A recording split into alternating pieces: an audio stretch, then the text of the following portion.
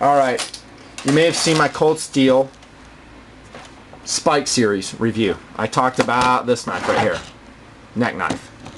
Okay, and in there I kind of shared my philosophy about neck knives. I think they're very limited use. They have some huge disadvantages, i.e. the blade changes position underneath your clothing. They're slower to access. You can actually pin your body on top of your blade when you need it most if you get into a scuffle that goes to the ground, which is very likely in a defensive encounter.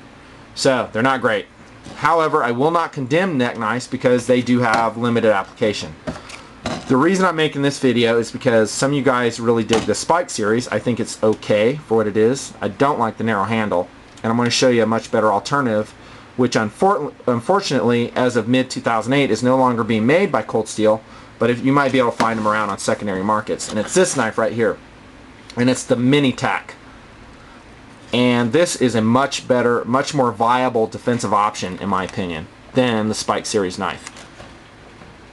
The one thing I really love about the Mini Tac is it's super lightweight. It's only 3.5 ounces. That's light.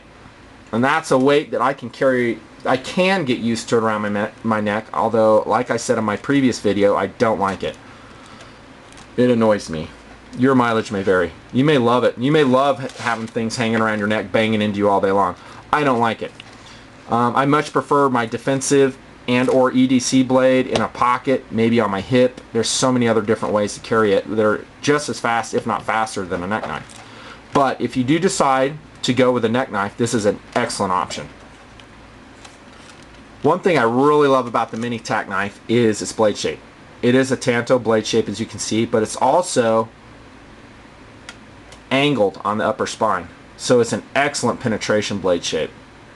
Now, the steel that they used for my era of Mini Tac, and this is a 2004 Mini Tac, is not great. If I'm not mistaken, I think it's AUS 6 steel, might be AUS 8. To be honest, I don't remember. But this is a limited use defensive knife, mostly for me, and therefore I don't really care that much. Now, that being said, the Mini Tac, as opposed to that Spike, which I just showed you, this knife here, this Mini Tac has a lot more utility applications that you could use it for. You know, can you use this to, you know, fix a meal? You'd be hard pressed. It's very chisel shaped, very thick, and it has a very abrupt edge on it. The spikes, I forgot to mention that, by the way. They're very strong. They penetrate well. They're strong. However, they have limited application in an EDC roll. The Mini Tac, however, would not. Another thing I love about the Mini Tac, I talked about that nice tanto blade shape. By the way, this point right here, just like on all tanto knives, is a devastating point for slashing. It will just rip through material. And yes, I have mine razor sharp. They came razor sharp, actually. Cold Steel does a good job on most of their knives. They come very sharp. But another thing I like about the Mini Tac is how thin that blade is. It's not razor thin, but it's very thin. You can see it has some flexibility to it. The reason I like that is I think it makes it a better slicer. And it makes it lightweight, which for a backup weapon is how I want it. Nice finish on it, that satin finish, kind of a Scotch Brite finish on it. Made in Japan. The grip is decent. Don't ask me why they notched it back here. I've asked a lot of people, no one knows. Cold Steel doesn't even know. Why did they notch that there? I don't know. They notched it up here too. I think it's just aesthetic, just for looks. You know, is that for the finger right there? I don't know. Craton grip molded on. And in that respect, also superior than the Spike series. The cord rack grip is small, hard to grasp. Your hand can come forward like we talked about. This Craton grip is much more hand-filling. Really locks in on your hand. You need to hold this knife to really appreciate what a grip you can get on the Mini Tac.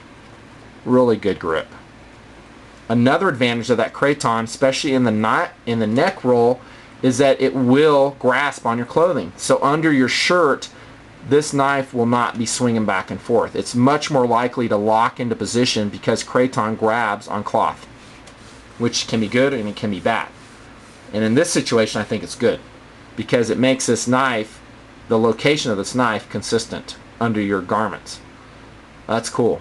And easier to find.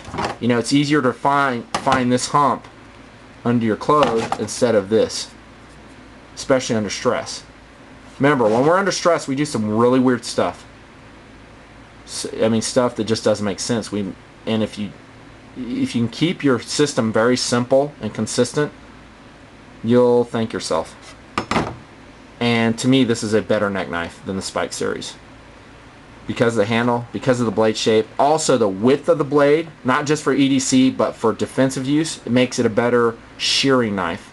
Anytime we increase the width of that blade, it's going to shear better. Nice. Now, I think it might be a fair critique because of the thinness of the blade. You might say, well, I'm going to get too much flexing on that. And that could be a fair critique. But again, this is an emergency weapon. Just like most of the knives we talk about here. This is not a primary weapon. You don't strap a mini tac on and go face the world.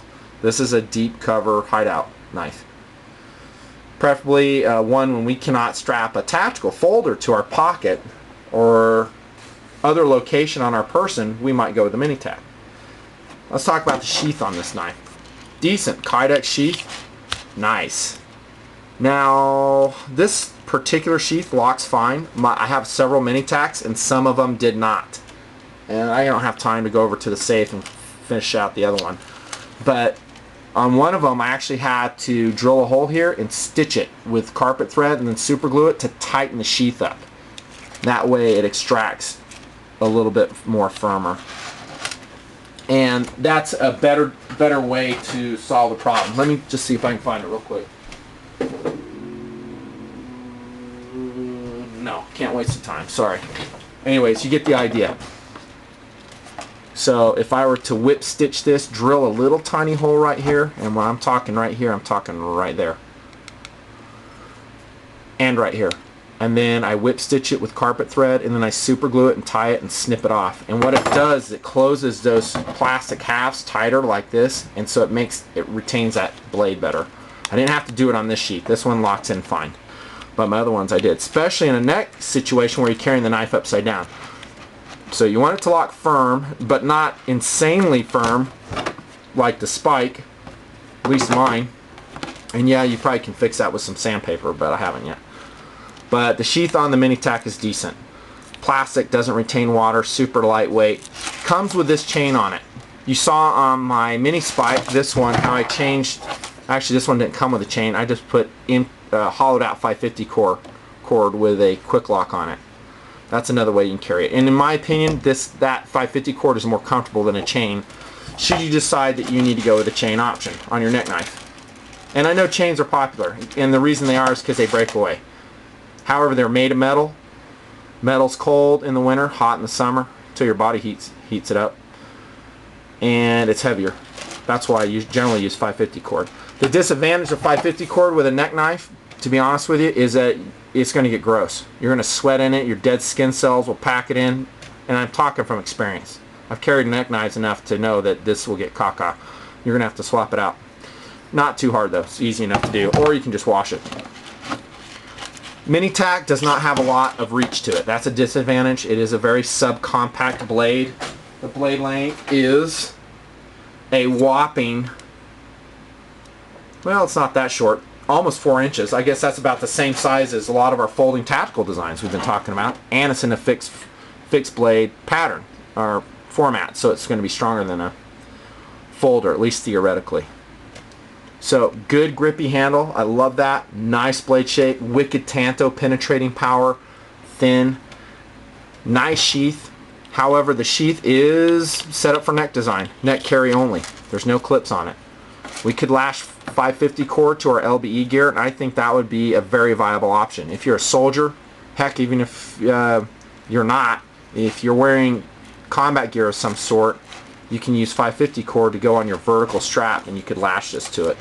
Use Ranger rubber bands too. I've talked a lot about that.